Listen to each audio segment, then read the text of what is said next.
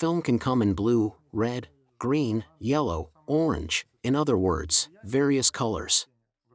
Does this somehow affect the plants? First, let's understand why film has different colors. Film is dyed in different colors only so that it's possible to determine what kind of film it is based on its characteristics. For example, if we take the manufacturer Planet Plastic, they have a green film which is ST12, meaning a service life of 12 months or 2 seasons of use. If it's yellow film, it will be ST24, which is designed to be used for 24 months. If it's pink, it will be ST36, designed for 36 months of use. If we remove the color scheme, all these films would look absolutely identical with the same thickness of 100–120 microns. All these films would be exactly the same. But since we know that this one is green, we immediately understand that it's only designed for 12 months of use. We cover it for 1 season, and the next year we need another one. And the pink one is for 3 years, meaning we cover it and use it for 3 years. This is the only reason why different colors of film are used. In reality, all these colors of film disappear literally after 3 months of use. Why? It's a dye that simply fades under the influence of ultraviolet light, and in the future, all the film will be transparent. There is a so-called market for professional films. These are films for large-width farm greenhouses, that is, widths of 8, 10, 12, 16, and even 24 meters. There's no point in adding dye there because a pure roll is bought for a specific greenhouse.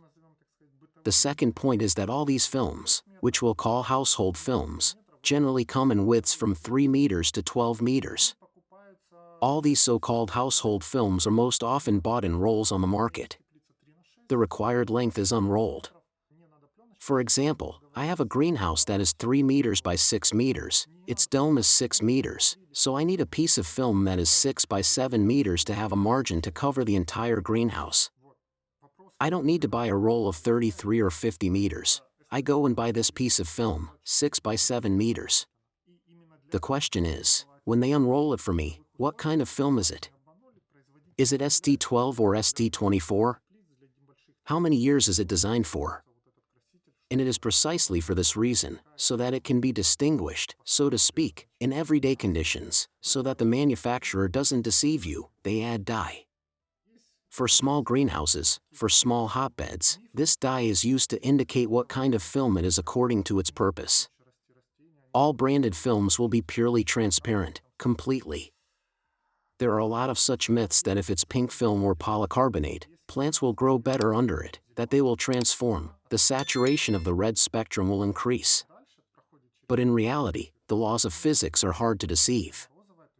If we have a green surface, for example, it reflects all the green color, and everything that goes through this covering no longer has the green spectrum. If it's pink, it cuts off the colors of that spectrum.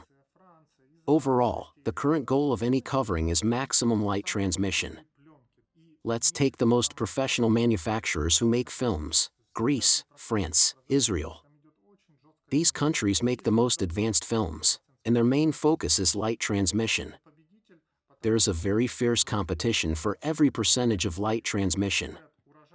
If your film has 1% higher light transmission, you are the winner.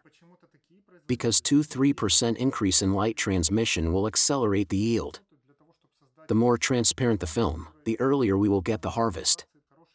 And for some reason, such manufacturers have huge laboratories, institutes working under them to create a film that is ideal in terms of operation. That is, good light transmission, good protective coating, all these aspects are taken into account so that the film has super excellent performance qualities, to have, so to speak, an advantage in the market.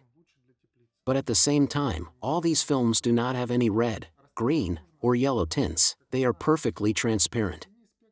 The higher the light transmission of the film or polycarbonate, the better it is for the greenhouse. Many people are confused by the fact that plants need a specific light spectrum. As we know, they need a blue spectrum and a red spectrum. During different periods of vegetation, a certain amount of light from these two spectra is needed. And it is believed that if we use different colors of covering, we can get more of some blue or red due to the color of the covering material. But in reality, The more light transmissive the covering, the better. With you is Alexander from Teplitca. Live in harmony with nature and in rhythm with progress.